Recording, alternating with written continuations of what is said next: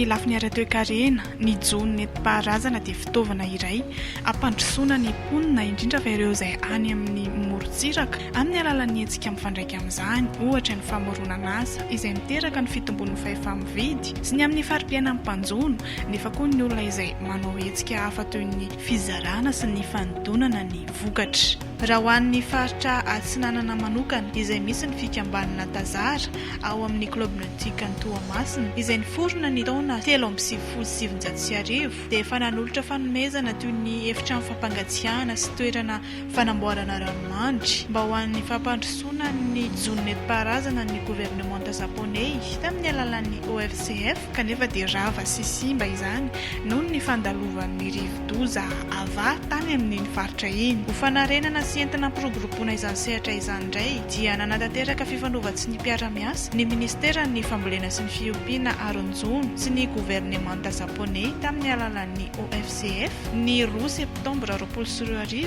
teny amin'ny efitrano mivondrona fanaraha-masony jono teny Ampandrinomby. Vokatra fiaraha-miasa moa izy ity androany ity. Fiaraha-miasa miaraka amin'izareo OFCF avy any Japon zany io fondation iray zany resaka jono.